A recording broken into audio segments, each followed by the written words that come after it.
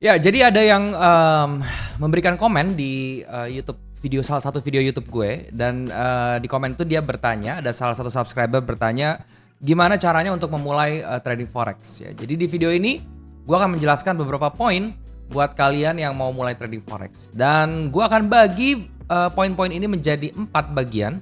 Yang pertama itu adalah, mencari partnership yang berupa broker. Kemudian yang kedua, itu gua akan bicarakan tentang yang namanya knowledge, dan kemudian yang ketiga, itu gua akan bicarakan yang namanya modal. Kemudian yang terakhir, itu gua akan, bahas tentang yang namanya eksekusinya seperti apa, ya. Ya, tanpa berlama-lama lagi langsung aja gua akan jelasin dengan bantuan Paint di sebelah sini, ya. Jadi kalian bisa lihat, eee, di sini gua akan kasih judul memulai,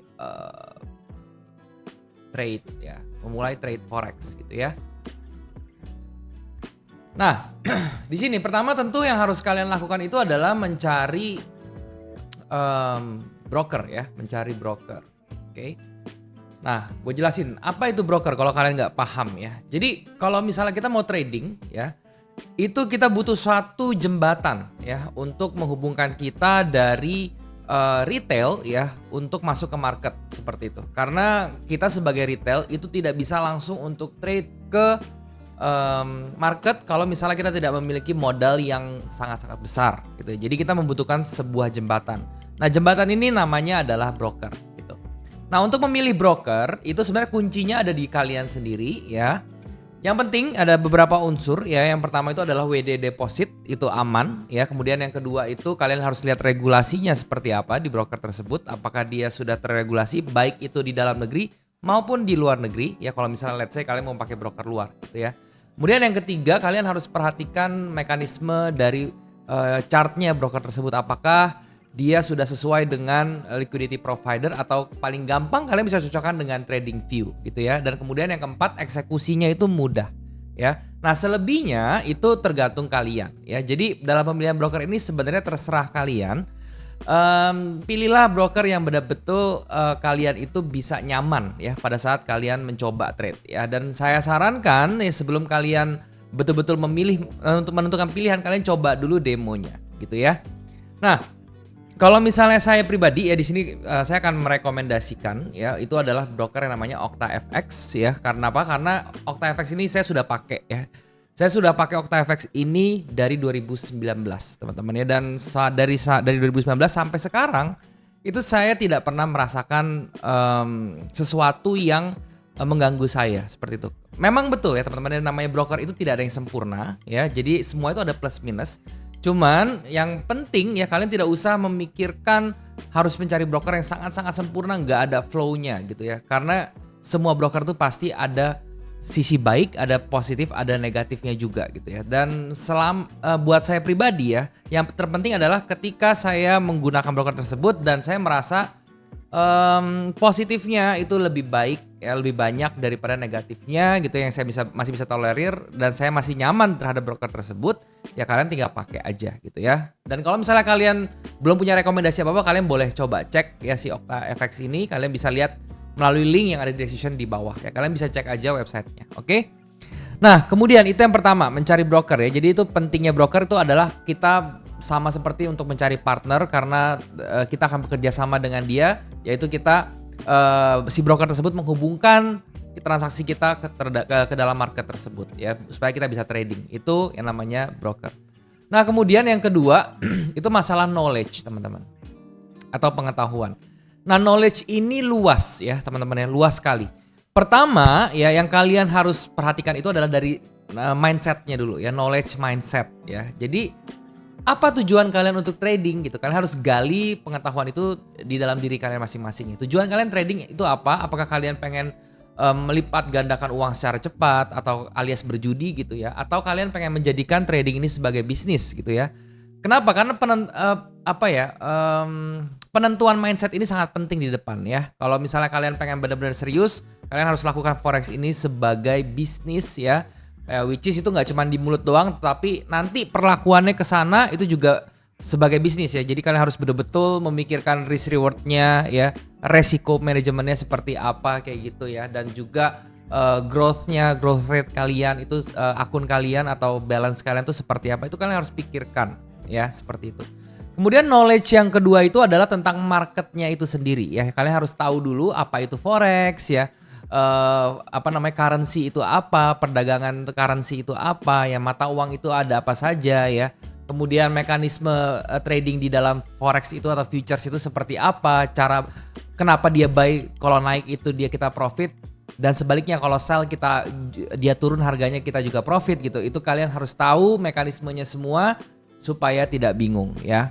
Nah, baru yang terakhir itu kalian bicara tentang yang namanya teknik, teman-teman ya. Jadi di dalam forex itu analisa itu atau teknik untuk melihat kecenderungan pergerakan harga itu juga ada yang harus kalian pelajari, yaitu adalah yang namanya analisa technical dan juga analisa fundamental gitu ya. Jadi analisa fundamental itu berbicara tentang news ya, economic calendars, dan juga kalian bisa melihat tentang makro dari suatu negara gitu ya, karena currency itu berhubungan dengan makro negara, itu semua berhubungan dengan analisa fundamental. Dan juga analisa technical itu berhubungan dengan chart ya. Jadi di dalam trading forex itu kalian akan banyak sekali untuk melihat yang namanya pergerakan chart ya, atau grafik gitu yang ada batang-batang seperti itu akan banyak kalian lihat. Kenapa? Karena memang trading forex ini didesain lebih ke technical ya, karena kita akan trade-nya itu fast pace ya. Jadi lebih pendek tradingnya dan frekuensi lebih cepat dibandingkan saham seperti itu ya. Nah, untuk masalah ini yang namanya analisa technical gitu ya, kalian mau belajar bingung dari mana, kalian bisa lihat di YouTube saya sudah punya playlistnya teman-teman, yaitu adalah belajar analisa technical dari nol. Di situ kalian akan banyak sekali informasi untuk caranya gimana untuk melakukan analisa technical gitu. Jadi kalian bisa belajar di situ secara gratis ya, dan kalian bisa melakukannya atau mengaplikasikannya nanti di dalam trading kalian ya. Untuk belajar analisa teknikal itu sebetulnya dibutuhkan komitmen aja dan niat ya, dan juga waktu yang tidak terlalu lama ya. Paling kalian belajar untuk fokus bisa 3 bulan, kalian sudah bisa menguasai analisa teknikal dengan baik. Jadi alangkah baiknya kalian ngumpulin niatnya dulu dan kalian benar-benar komitmen, baru kalian bisa belajar ya. Dan ini sangat penting teman-teman, jangan sampai kalian terjun ke dalam trading tapi nggak ngerti analisa teknikalnya ya. Kalau misalnya kalian merasa aduh saya pusing belajar analisa teknikal, saya nggak mau gitu-gitu, mendingan kalian nggak usah trading, karena pasti kalian akan kejeblos ya teman-teman ya, seperti itu. Oke? Nah, itu tentang knowledge-nya teman-teman ya. Nah, yang ketiga, sekarang kita ngomongin yang namanya modal. Oke. Nah, modal ini relatif ya, untuk beberapa orang itu berbeda-beda ya. Banyak yang bertanya apakah trading forex itu bisa mulai dengan modal kecil, apakah modalnya harus berapa gitu ya. Itu pertanyaan yang sering muncul dari teman-teman yang mau trading forex. Jawabannya simple, trading forex itu bisa dari modal kecil. Seberapa kecil pertanyaannya? Kalau saya merekomendasikannya itu minimal $100. Kenapa? Karena dengan $100 ini kalian bisa trade dengan akun reguler dengan lot terkecil, yaitu adalah lotnya 0,01 ya, 0,01. Nah, kenapa harus seperti ini teman-teman 0,01? Karena bisnis forex ini berbicara tentang margin ya. Kita tuh ada margin, ada leverage ya, atau nilai ungkit seperti itu. Nah, ini kalian harus gali nih, leverage itu apa, margin itu apa, tadi di knowledge yang tadi ya. Kalian harus cari, harus Google, karena itu semua gampang ya. Nah, karena kita berhubungan dengan margin dan leverage ini, maka kita harus berbicara tentang yang namanya ketahanan dana ya. Ketahanan dana ini bagian dari manajemen resiko kita gitu. Nah, dengan lot 0,01 dan modal $100, kita memiliki ketahanan dana itu sekitar kurang lebih 1000 pips, teman-teman ya. Jadi ini 1000 pips ini sudah terbilang aman secara range ya, teman-teman. Kalau misalnya kalian mau trading dengan menggunakan cara sewajarnya ya. Maksudnya cara sewajarnya itu adalah kalian menggunakan stop loss ya, dan kalian tidak melakukan martingale, kalian tidak tidak melakukan averaging dan segala macam gitu ya. Ini 1000 pips itu sudah termasuk oke, sudah termasuk aman gitu ya. Nah, kalau misalnya kalian mau naik lot ya, kalau misalnya modal kalian 200 berarti maksimal berapa? Tinggal kali 2 aja gitu ya. Jadi lotnya 0,02 gitu. Kalau 1000 berapa ya? Kalau 1000 berarti maksimal lotnya sekali entry itu 0,1. Ingat ya teman-teman, ini semua total entry ya. Jadi total entry itu segini. Kalau misalnya pada saat di 0,1 kalian pengen ada total 5 mata uang yang kalian pengen entry gitu ya, berarti 0,1 ini kalian bagi 5 posisi ya. Jadi masing-masing itu adalah 0,02 gitu ya. Jadi ngomongin modal seperti itu. Dan kemudian ya saran saya kalau misalnya kalian bener-bener cekak teman-teman, bener-bener modalnya tuh bener-bener mepet ya. Jadi kalian menggunakan seluruh tabungan kalian untuk mulai trading forex ya. Misalkan cuma punya tabungan $100, kalian gunakan semuanya untuk trading forex dan kalian nggak punya pegangan lagi untuk bulan depan gitu ya. Atau kalian menggunakan uang yang kalian tabung itu misalnya untuk pendidikan kalian atau apa kalian gunakan trading forex, saran saya jangan ya. Jadi kalau misalnya kalian belum punya perputaran atau income yang stabil untuk tiap bulannya teman-teman ya, atau kalian itu masih belum bisa menabung lah tiap bulannya, lebih baik jangan trading forex. Lebih baik kalian fokus dulu ke generate income yang lebih banyak. Kenapa? Karena gini loh, trading forex itu kan sangat dekat dengan psikologis ya teman-teman. Kalau misalnya kalian punya psikologis yang jelek, pasti kalian tradingnya hancur gitu.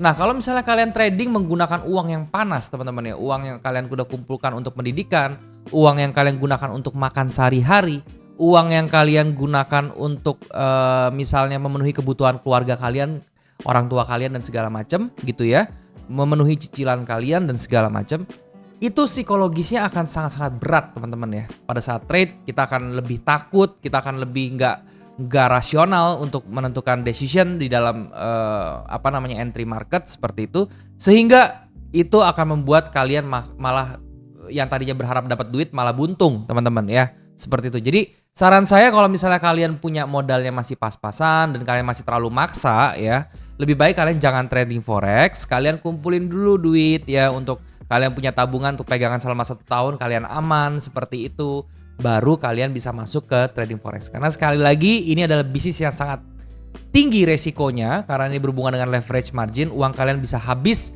dalam waktu singkat teman-teman kalau misalnya kalian tidak hati-hati ya, seperti itu. Nah, baru yang terakhir itu yang keempat, kita akan ngomongin di sini ya. Yang keempat ini kita akan ngomongin eksekusi, teman-teman ya. Nah, jadi setelah kalian menguasai ini semua, kalian sudah mencari broker yang terbaik menurut kalian ya.